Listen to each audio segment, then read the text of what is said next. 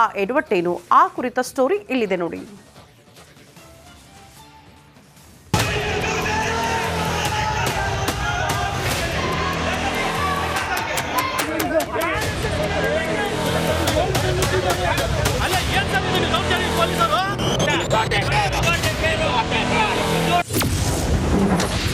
ರಣಾಂಗಣವಾಯಿತು Pandavapura. Police station ಮುಂದೆ high drama. ಆಕ್ರೋಶ, ಧಿಕ್ಕಾರ. ಇಂದು ಪಾಂಡವಪುರ ಪೊಲೀಸ್ ಠಾಣೆ ಮುಂಭಾಗ ಅಕ್ಷರಶಃ ರಣಾಂಗಣವಾಗಿತ್ತು. ಪೊಲೀಸರ ವಿರುದ್ಧ ಆರ್ಎಸ್ಎಸ್ ಮುಖಂಡರು ಬೀದಿಗಿಳಿದು ಪ್ರತಿಭಟನೆ ನಡೆಸಿದರು.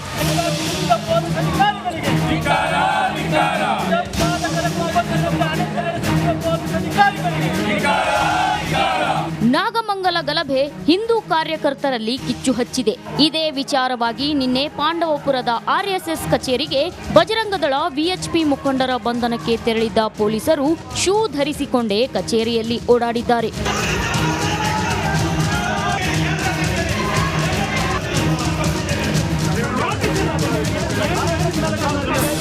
ಈ ಒಂದೇ ಒಂದು ಕಾರಣಕ್ಕೆ ಇಂದು ಬಿಜೆಪಿ ಕಾರ್ಯಕರ್ತರು, ಆರ್ಎಸ್ಎಸ್ ಮುಖಂಡರು ಪಾಂಡವಪುರದ ಪೊಲೀಸ್ ಠಾಣೆ ಎದುರು ಹೈ ಡ್ರಾಮಾವನ್ನೇ ನಡೆಸಿದ್ದಾರೆ. ನಿನ್ನೆ ರಾತ್ರಿಯಿಂದಲೂ ಕೂಡ ಪೊಲೀಸರು ಮತ್ತೆ ಸ್ವಯಂ ಸೇವಕರ ನಡುವೆ ಒಂದು ರೀತಿಯಲ್ಲಿ ಜಟಾಪಟಿ ನಡೀತಾ ಇದೆ. ನೋಡಿ, ಆ ಜಟಾಪಟಿ ಎಲ್ಲಿವರೆಗೂ ಇತ್ತು ಅಂತ ಹೇಳಿದ್ರೆ, ಪಾಂಡವಪುರ ಪೊಲೀಸ್ ಠಾಣೆಯ ಎದುರು ಇವತ್ತು ಪೆಂಡಾಲ್ ಹಾಕಿ ಬೆಳಿಗ್ಗೆಯಿಂದಲೂ ಕೂಡ ಸ್ವಯಂ ಸೇವಕರು ಪ್ರತಿಭಟನೆಯನ್ನ ಮಾಡುತ್ತಿದ್ದಾರೆ. ಬಿಜೆಪಿ ಕಾರ್ಯಕರ್ತರು, ನಾವು ನಮ್ಮ ಕಚೇರಿಯನ್ನ ದೇವಸ್ಥಾನ ಎಂದುಕೊಂಡಿದ್ದೇವೆ.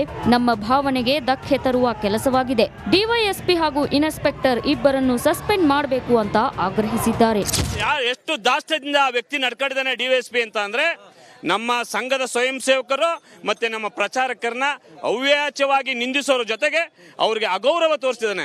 ಪ್ರಚಾರಕರಂದ್ರೆ ನಮ್ಮ ದೃಷ್ಟಿಯಲ್ಲಿ ದೇಶಕ್ಕಾಗಿ ಸರ್ವ ಸಮರ್ಪಿತವಾದಂಥ ಒಬ್ಬ ವ್ಯಕ್ತಿ. ಅವರು ಇಡೀ ಜೀವನವನ್ನ ಸಂಘಕ್ಕೆ, ದೇಶಕ್ಕೆ ಸಮರ್ಪಣೆ ಮಾಡಿರುವಂಥ ವ್ಯಕ್ತಿಗೆ ಕತ್ತುಪಟ್ಟಿ ಹಾಕಿರೋ ಈ ನೀಚ ಯಾರಿದ್ದಾನೆ ಡಿವೈಎಸ್ಪಿ ಮುರಳಿ, ಅವನು ತಕ್ಷಣ ಸಸ್ಪೆಂಡ್ ಆಗಬೇಕು. ಶ್ರೀರಂಗಪಟ್ಟಣ ಡಿವೈಎಸ್ಪಿ ಮುರಳಿ ಬೇರೆಡೆ ನಿಯೋಜನೆ. ಬೇರೆ ತಾಲೂಕಿಗೆ ನಿಯೋಜಿಸಿ ಮಂಡ್ಯ ಎಸ್ಪಿ ಆದೇಶ.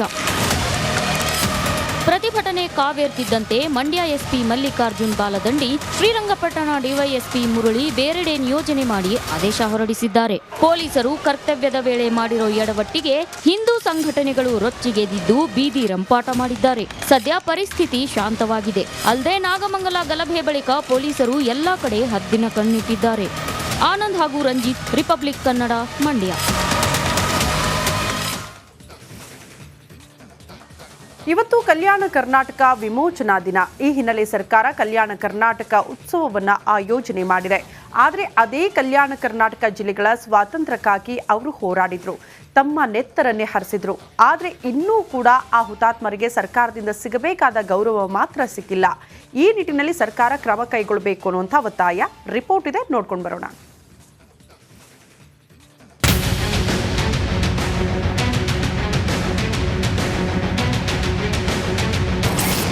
ರಾಜಕೀಯ ಲಾಭಕ್ಕೆ ಸ್ಮಾರಕ ನಿರ್ಮಾಣ. ಹುತಾತ್ಮರ ಬಗ್ಗೆ ಮಾಹಿತಿ ಇಲ್ಲದಿದ್ದಕ್ಕೆ ಬೇಸರ.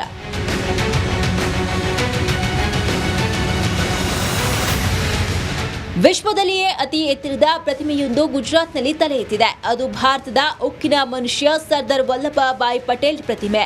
ಅದೇ ಮಾದರಿಯ ಪ್ರತಿಮೆ ಬೀದರ್ ಜಿಲ್ಲೆಯ ಬಸವಕಲ್ಯಾಣ ತಾಲೂಕಿನ ಗೋಟ್ರಾ ಗ್ರಾಮದಲ್ಲಿ ನಿರ್ಮಾಣವಾಗಿದೆ. ಆ ಪ್ರತಿಮೆ ನಿರ್ಮಾಣದ ಹಿಂದೆ ಸ್ವಾತಂತ್ರ್ಯಕ್ಕಾಗಿ ಬಲಿಯಾದ ವೀರ ಕನ್ನಡಿಗರ ಹೋರಾಟದ ಕಥೆ ಇದೆ. ದೇಶದ ಜನತೆಗೆ 1947 ಆಗಸ್ಟ್ 15 ಬ್ರಿಟಿಷರಿಂದ ಮುಕ್ತಿ ಸಿಕ್ಕಿತ್ತು. ಆದರೆ ಹೈದರಾಬಾದ್ ಕರ್ನಾಟಕ ಭಾಗದ ಜನ ಬ್ರಿಟಿಷರಿಂದ ಸ್ವಾತಂತ್ರ್ಯಗೊಂಡರೂ ನಿಜಾಮರ ಆಡಳಿತದಿಂದ ಮುಕ್ತಿ ಪಡೆಯಲು 13 ತಿಂಗಳು ಹೋರಾಟವನ್ನ ಮಾಡಬೇಕಾಯಿತು.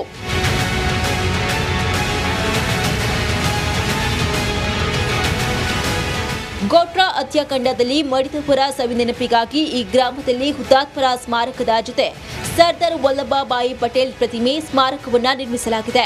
ಆದರೆ ಹುತಾತ್ಮರ ಚರಿತ್ರೆ, ಇತಿಹಾಸದ ಮಾಹಿತಿ ಇಲ್ಲದೆ ಇರುವ ಕಾರಣಕ್ಕೆ ಸ್ಮಾರಕ ನೋಡಲು ಬರುವ ಪ್ರವಾಸಿಗರು ಬೇಸರವನ್ನು ವ್ಯಕ್ತಪಡಿಸುತ್ತಿದ್ದಾರೆ.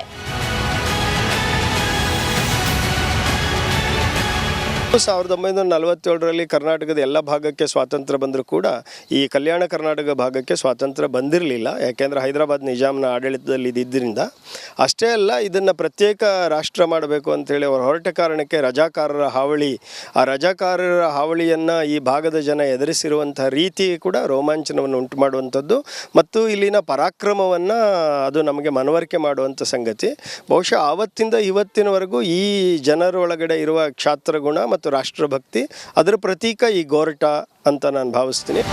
ಹಿಂದಿನ ಬಿಜೆಪಿ ಯುವ ಮೋರ್ಚಾದ ರಾಜ್ಯಾಧ್ಯಕ್ಷ ಮುನಿರಾಜು ಗೌಡ ಸ್ಮಾರಕ ನಿರ್ಮಾಣಕ್ಕೆ ಮುಂದಾಗಿದ್ರು. 2013ರಲ್ಲಿ ಅಮಿತ್ ಶಾ ಸ್ಮಾರಕ ನಿರ್ಮಾಣ ಕಾರ್ಯಕ್ಕೆ ಭೂಮಿ ಪೂಜೆಯನ್ನ ಮಾಡಿದ್ರು. ಆದ್ರೆ ಬಿಜೆಪಿ ನಾಯಕರ ಒಳಜಗಳದಿಂದ ವಲ್ಲಭಭಾಯಿ ಪಟೇಲ್ ಪ್ರತಿಮೆ ಸ್ಮಾರಕ ನಿರ್ಮಾಣಕ್ಕೆ 10 ವರ್ಷ ಬೇಕಾಯಿತು.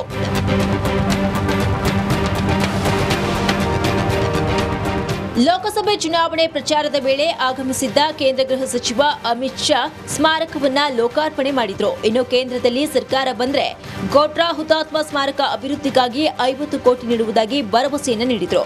ಆದರೆ ಈಗ ಕೇಂದ್ರದಲ್ಲಿ ಬಿಜೆಪಿ ಸರ್ಕಾರ ಬಂದಿದೆ. ಗೋಟ್ರಾ ಗ್ರಾಮ ಅಭಿವೃದ್ಧಿಪಡಿಸಲಿ ಎಂದು ಸ್ಥಳೀಯರು ಆಗ್ರಹಿಸ್ತಾ ಇದ್ದಾರೆ. ಈ ಗೋರಟ ಅಂತಕ್ಕಂತಹದ್ದು ದೇಶಕ್ಕೆ ಪರಿಚಯ ಆಗಬೇಕು.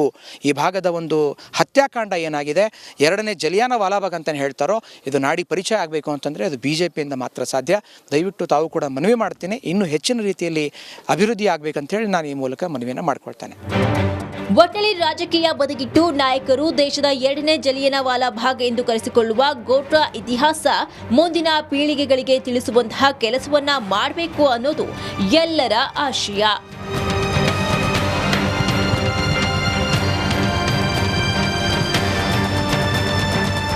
ಮಲ್ಲಿಕಾರ್ಜುನ್ ಮರಕಲಿ, ರಿಪಬ್ಲಿಕ್ ಕನ್ನಡ, ಬೀದರ್.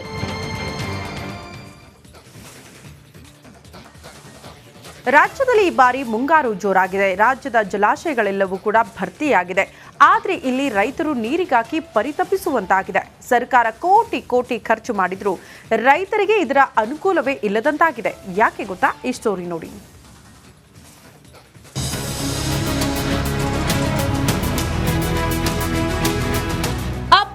ಮಳೆ ಅಬ್ಬರ. ರಾಜ್ಯದಲ್ಲಿ ಈ ಬಾರಿ ಮುಂಗಾರು ಅಬ್ಬರಿಸ್ತಾ ಇದೆ. ಇಡೀ ರಾಜ್ಯಾದ್ಯಂತ ಉತ್ತಮ ಮಳೆಯಾಗ್ತಾ ಇದೆ. ಜಲಾಶಯಗಳು ಭರ್ತಿಯಾಗಿವೆ. ಹಳ್ಳ ಕೊಳ್ಳಗಳೆಲ್ಲ ತುಂಬಿ ಹರಿಯುತ್ತಿವೆ. ಆದರೆ ಆ ಜಿಲ್ಲೆಯ ಕೆರೆಗಳಿಗೆ ಮಾತ್ರ ಬರ ಆವರಿಸಿಬಿಟ್ಟಿದೆ. ಕೊಪ್ಪಳ ಜಿಲ್ಲೆಯ ಕೆರೆಗಳಲ್ಲಿ ಮಾತ್ರ ಬೊಗಸೆ ನೀರು ನಿಂತಿಲ್ಲ.